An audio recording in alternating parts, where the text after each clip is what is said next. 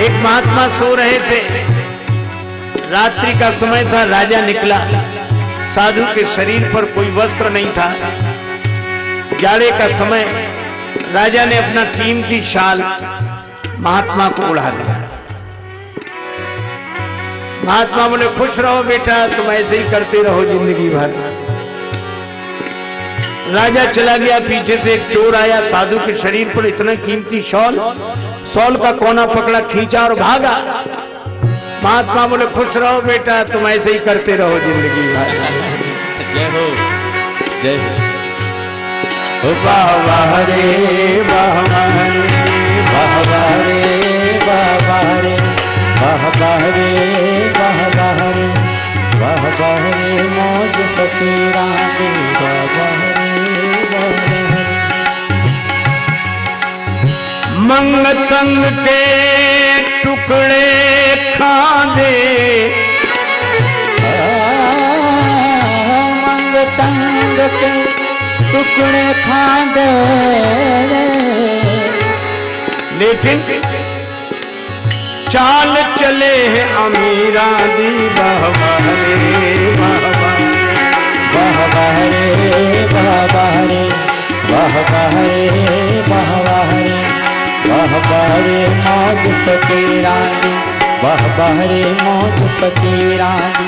वाह वाह रे वाह वाह रे वाह वाह रे वाह वाह रे वाह वाह रे मौज फकीरा दी। वाह वाह रे वाह वाह रे वाह वाह रे वाह वाह रे। मांग का टुकड़े खाने वाले ऐसे चलते जैसे बड़े अमीर हो। निश्चित वो अमीर हैं, उनके पास कुछ नहीं है, पर जिनका ये सब कुछ है वो भगवान उनके अपने हैं। एक महात्मा थे, प्रज्ञाचर, मुगलसराय स्टेशन पर खड़े, इतने प्रसन्न, इतने प्रसन्न। आपने नाम सुना होगा, मानव सेवा संघ के संस्थापक श्री स्वामी शरणानंद जी महाराज। बचपन में ही नेत्रहीन हो गए थे, पर बड़ी मस्ती में रहते, अकेले घूमते। एक आदमी ने देखा कि रेल स्टेशन पर अकेले खड़े आदमी इतने प्रसन्न। उसने कहा कि बाबा बड़े प्रसन्न दिख रहे हो। बोले, हाँ हाँ, करोड़ों का धन मिला है। करोड़ों का धन? हाँ। तो कुछ तो हमें, बोले 1-8 लाख तुम्हें भी दिला देंगे।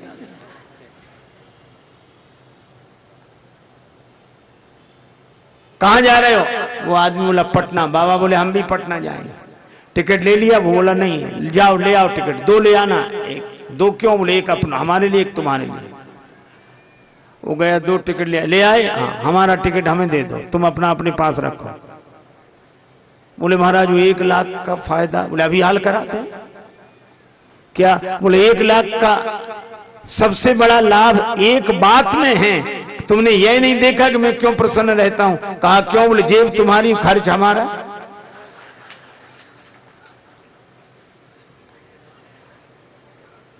पर जानते हो, जैसे बैंक में जगह जगह खाता हो, किसी का चाहे जहां निकाल लेगा एटीएम से। बोले, इसी तरह सबकी जेबें यह भगवान की बैंक है, और इसमें हमारा सब जगह खाता है, कहीं से भी निकालना है। बोलो, भगवान के भरोसे रहने वाले ऐसे निश्चिंत। एक महात्मा गाते थे, हर हाल में खुश रहना कोई हमसे सीख जाए। हम तो रोने लगते हैं, और न रोए तो लोग रुलाने लगते हैं। मालूम दुनिया वाले कैसे हैं? कोई कहे कि हम तो, अरे इसमें प्रसन्न है, क्या है, बहुत बढ़िया, कुछ नहीं चाहिए। तो वो लोग क्या कुछ मिला ही नहीं, कुछ किया ही नहीं, कुछ हुआ ही नहीं, तो ऐसे तो रहोगी। बेकार, ये कोई जिंदगी है? देखो उनको अरे उनको और इनको सब दूसरों पर आधारित हैं। जो अपने आप की मस्ती में रहे, उसका नाम महात्मा है। एक महात्मा कहते थे कि सामान सम्मान पाकर तो हर आदमी खुश रहता है, और बिना सामान के बिना सम्मान के कोई खुश रह जाए, यह महात्मा गिरी है, यह साधुगिरी है। इसलिए भिखारी अगर दरवाजे पे आ जाए और आप अगर भिखारी को कुछ दे दें तो भिखारी का भाग्य है। भिखारी दरवाजे पर आ जाए, आप भिखारी को भीख दें तो यह भिखारी का भाग्य है। लेकिन कोई भिक्षु, कोई संत दरवाजे पर आ जाए और आप संत को कुछ दें तो यह आपका भाग्य है कि द्वार पर भिक्षु आया है। इसलिए एक महात्मा भिक्षा करते थे, उन्होंने एक भजन कहा, भिक्षु हैं पर हम भिखारी नहीं हैं।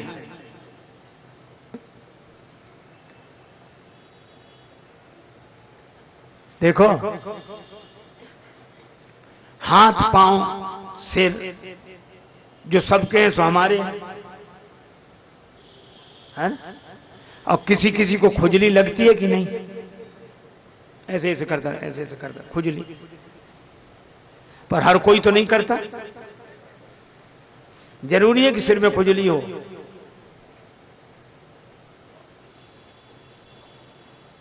मुझे लगता है इसी तरह मन सबके है कि जिनके मन में वासना का रोग लगा होता है उन्हीं को चाह की खुजली होती है। पर ये भगवान के भजन में डूबे कोई इसलिए थोड़े ही जा रहे हैं कि भगवान राजा के घर में जन्मे हैं तो हमें थोड़ा ही बहुत कुछ बनाने, कोई पद दे दो राजा।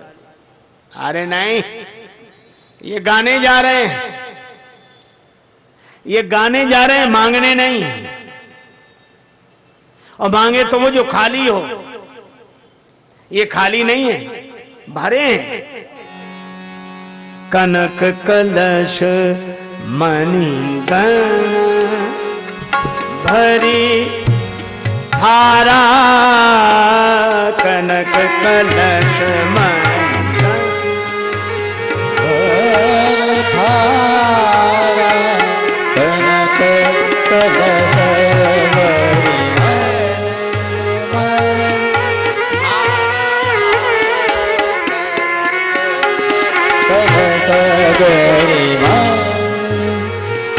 गावत पैठई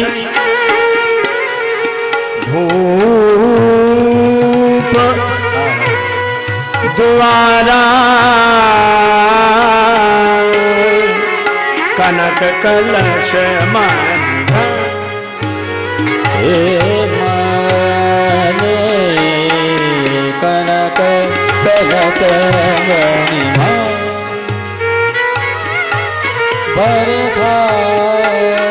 कनक कलश मणिगण कनक कलश मणिगण, कनक कलश मणिगण, कनक कलश मणिगण। सोने का कलश है, थाल है,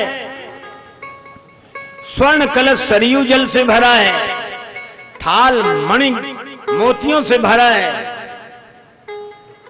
भरे ही है, खाली क्या है जो मांगे? अरे मुख भी खाली नहीं, गावत प्रभु के गुण गायन से मुख भरा है, और चरण श्री रामोन्मुख गति से भरे हैं। ये होते हैं भक्त। एक बार एक फकीर महात्मा अकेला बालू में पड़ा, शरीर पर एक लंगोटी, बालू में पड़ा। बहुत बड़ा बादशाह निकला उधर से। लोगों ने कहा, ए बाबा हटो हटो, बादशाह आ रहा, हटो हटो। फकीर ने देखा, बोले कह दो बादशाह से इतना बड़ा मैदान पड़ा और कहीं से जाए, शहंशाह पड़ा है, नहीं हटता है। लोगों ने कहा शरीर पे कपड़ा नहीं, शहंशाह है। बात बादशाह तक पहुंची। बादशाह आया, बोले तुम शहंशाह कैसे? फकीर ने कहा तुम बादशाह कैसे? बोले हमने कई देश जीत लिए हैं, अब कहां जा रहे हो? बोले एक देश को जीतने जा रहे हैं, आशीर्वाद दो कि जीत लें। फकीर ने कहा कि फिर भी हमसे मांगने लगे। और जिस देश को तुम जीतने जा रहे हो सकता ना भी जीत पाओ, क्योंकि कामनाओं की यात्रा कभी पूरी होती नहीं है। हजारों ख्वाहिशें ऐसी कि हर ख्वाहिश पे दम निकले, और बहुत निकले मेरे अरमा, मगर फिर भी वो कम निकले।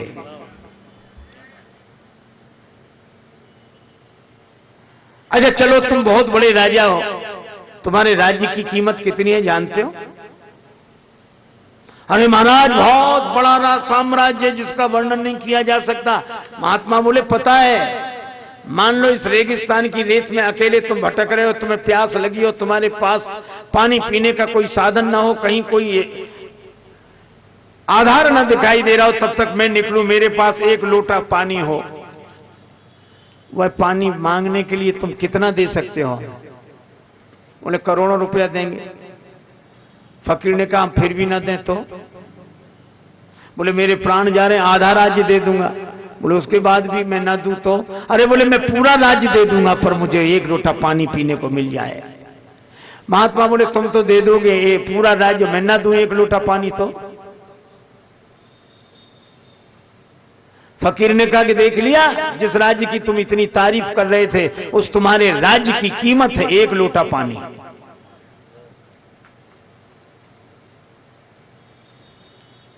फकीर से बादशाह ने कहा हमें कुछ दे दो। बोले तुम्हें क्या दे दें? अच्छा तो हमसे कुछ मांग लो। फकीर ने कहा कुछ नहीं चाहिए, तुम सामने बीच में जो खड़े हो तो सूरज की रोशनी और धूप मिलनी बंद हो गई है, तुम एक तरफ हट जाओ ताकि ऊपर वाले से सीधा हमारा संबंध हो जाए। तुम्हारे बीच में आने से ऊपर वाले की रोशनी मिलनी बंद हो गई, तुम एक तरफ हट जाओ, उसके हमारे बीच में तुम काहे को? हम उसी के कारण शहंशाह हैं। निराले होते हैं भाई भक्त भी। एक महात्मा के बारे में मैंने सुना,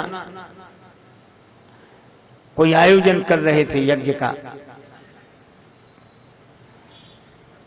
उस जमाने में एक आदमी आया, बोला महाराज काहे को सबसे 5-5, 10-10 रुपया मांगते हो? मैं अकेला ही 25,000 लगा के आपका यज्ञ करा देता हूं। स्वामी जी ने कहा कि नहीं, तुम्हारे अकेले की जरूरत नहीं, सबके भाग से यज्ञ होगा। उसको लगा कम है, बोले 50,000 दूं? स्वामी जी बोले नहीं लेना। बोला लाख? बहुत पुराने जमाने की बात है, जब 1 रुपए की भी बहुत कीमत होती थी। अंत में उसने कहा 1.25 लाख। महात्मा बोले नहीं। तो बोला कि महाराज सोच लो, इस जमाने में 1.25 लाख देने वाला कोई मिलेगा नहीं। सोच लो, 1.25 लाख देने वाला कोई मिलेगा नहीं। महात्मा मुस्कुराकर बोले देने वाला तो मिल ही जाएगा, तुम दे ही रहे हो। लेकिन यह भी देख लो कि देने वाला मिल भी जाए पर नहीं लेने वाला भी नहीं मिलेगा। उसको निराश लौटना पड़ा। उसके सामने ही एक महिला घास बेचकर लौटी। उसकी धोती के छोर में चवन्नी बंधी थी। वो आई, यज्ञ कौन कर रहे हैं महाराज? यज्ञ। उसने चवन्नी ये यज्ञ में देना चाहती। महात्मा ने खुद उठकर हाथ बढ़ाकर उसकी चवन्नी ली और कहा मेरा यज्ञ इस दान से पूरा होगा।